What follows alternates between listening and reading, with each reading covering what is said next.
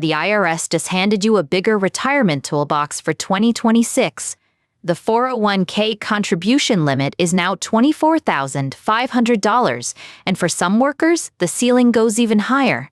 This is Money Moves Daily, and today we're breaking down exactly what these new numbers mean for your retirement strategy, whether you're 25 or 63.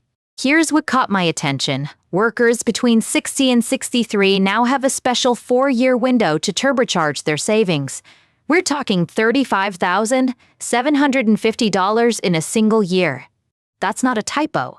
That's $11,000 more than most catch-up savers get, and it only lasts 4 years before reverting to the standard limits. Today we'll cover every limit that matters, explain the Roth catch-up twist for high earners, and give you a framework for deciding how much to actually contribute. Let's start with the headline number. For 2026, the IRS set the standard 401k employee contribution limit at $24,500. That's a $1,000 increase from the 2025 limit of $23,500. Not a massive jump, but these inflation adjustments add up over a career. The SEC 2.0 Act, passed in late 2022, is the legislation behind many of these changes. It's been rolling out provisions in phases over several years. 2026 marks a significant year because several SEC 2.0 provisions are kicking in simultaneously. The super catch-up for ages 60 to 63 is one of them. Another major change, the Roth catch-up requirement. Starting in 2026, if you earn over $150,000, your catch-up contributions must go into a Roth account. This means you pay taxes on those contributions now rather than when you withdraw them in retirement. It's a meaningful shift in how Uncle Sam collects. The trade-off is significant, though. Roth contributions grow tax-free, and qualified withdrawals in retirement are completely tax-free. You're essentially prepaying your taxes.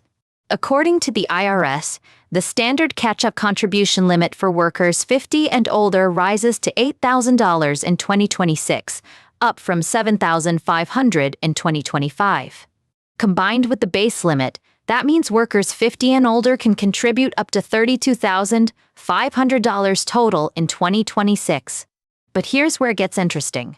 The super catch-up for ages 63 is $11,250, not $8,000. According to Fidelity, that brings the maximum total contribution for workers aged 60 to 63 to $35,750. This super catch-up exists because lawmakers recognize that the final working years before retirement are crucial for building a secure financial cushion. Here's the catch. Your employer's plan must specifically allow for the super catch-up. Not all plans have been updated yet, so check with your HR department. The IRA contribution limit for 2026 remains unchanged at $7,000, or $8,000 if you're 50 or older with the catch-up. According to Principal, when you factor in employer contributions, the total 401k plan limit reaches $72,000 for 2026.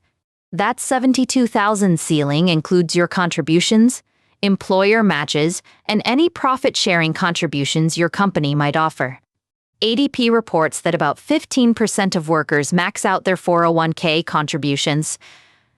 Most people aren't hitting these ceilings, but knowing them helps with goal setting. One important note from CNBC, these limits are per person, not per plan. If you have multiple 401ks, your combined contributions can't exceed the limit. CNBC also notes that high earners, those over $150,000 in wages, should prepare for the mandatory Roth treatment of catch-up contributions. This Roth requirement applies to wages, not total income. Investment income, rental income, those don't count toward the 150 threshold. Fidelity clarifies that if your wages fall below $150,000, you can still choose between traditional or Roth for your catch-up contributions. The $150,000 threshold is based on your prior year's wages, so your 2025 income determines your 2026 catch-up treatment. Now, let's talk strategy. Knowing the limits is one thing, deciding how much to actually contribute is where most people get stuck. There's a hierarchy that financial planners often recommend. It starts with one question. Does your employer offer a matching contribution? If your employer matches contributions, your first priority tends to be contributing enough to capture the full match. That's an immediate return on your money. After securing the match, consider whether you have high interest debt. Credit card debt at 20% interest often deserves attention before maxing out retirement accounts. Emergency savings matter too. Many advisors suggest 3 to 6 months of expenses before aggressively funding retirement. Life happens and liquidity matters. Once those basics are covered, pushing toward the maximum contribution tends to be a sound strategy. Tax-advantaged space is limited using it. Fully has historically paid off. According to Fidelity Research, workers who consistently max out their 401k over a 20-year career have historically accumulated significantly larger nest eggs than sporadic contributors.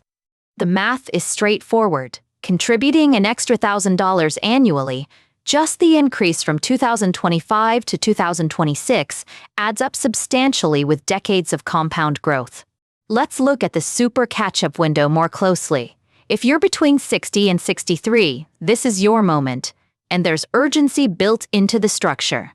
At 64, you revert to the standard catch-up limit, so this enhanced contribution window lasts exactly 4 years ages 60-60, 64, 62, and 63.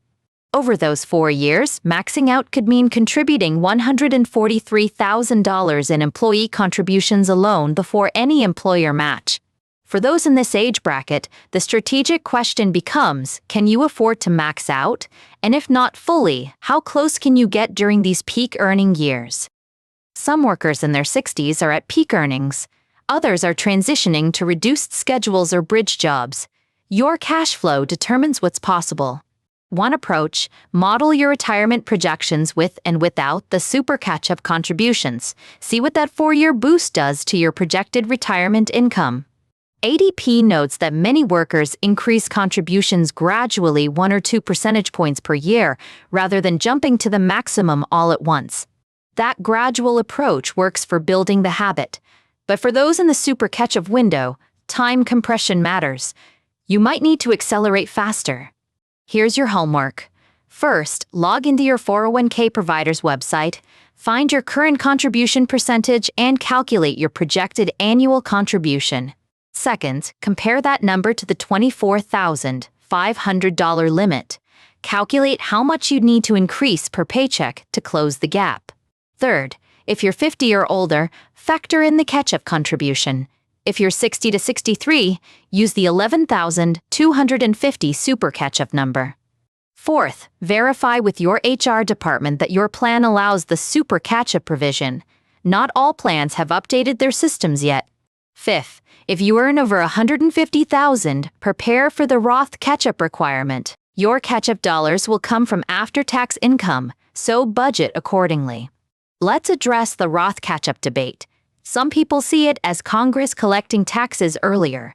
Others see it as a gift, tax-free growth and withdrawals. Research from Principal suggests that Roth accounts tend to benefit those who expect to be in the same or higher tax bracket in retirement, which increasingly includes high earners. The Roth catch-up isn't optional for high earners, it's mandatory. But framing it positively helps. You're building a tax-free income stream for your retirement years. One often overlooked benefit of Roth accounts: no required minimum distributions during your lifetime. You're not forced to withdraw and pay taxes on a schedule. According to Fidelity, Roth 401ks follow the same contribution limits as traditional 401ks. The $24,500 ceiling applies to both. If you have access to both traditional and Roth options, consider splitting contributions. Diversifying your tax treatment provides flexibility in retirement. Let's step back and look at the broader picture. These contribution limits exist because Congress wants to encourage retirement savings but not provide unlimited tax benefits. The limits are inflation-adjusted annually by the IRS, typically announced in October or November for the following year. Since 2001, the 401k limit has more than doubled from $10,500 to today's $24,500. That's the power of inflation adjustments compounding over time. These aren't just numbers, they represent your future purchasing power. Every dollar you contribute today has historically grown to multiple dollars by the time you withdraw. Don't let the numbers intimidate you. If you can only increase by $50 per paycheck, that's still $2,600 more per year working for your future. And if you found this breakdown helpful, hit subscribe. We put out episodes like this every week to help you make smarter money decisions. The average American 401k balance, according to Fidelity's research, varies dramatically by age. Those in their 60s average around $250,000, but super catch-up contributions could significantly boost that. This episode focused on accumulation, getting money into retirement accounts. Future episodes will cover the equally important question of how to withdraw it efficiently. To recap, the 2026 401k limit is $24,500. Workers 50 and over get $8,000 in catch-up. Workers 60 to 63 get $11,250. High earners over $150,000 in wages must make catch-up contributions to Roth accounts starting in 2026. That's the law. Plan accordingly. Your action step: check your current contribution, calculate the gap to the maximum, and decide how much you can increase this year. This is Money Moves Daily, and remember, this is not financial advice. Always consult with a qualified financial advisor before making investment decisions. We'll see you next time.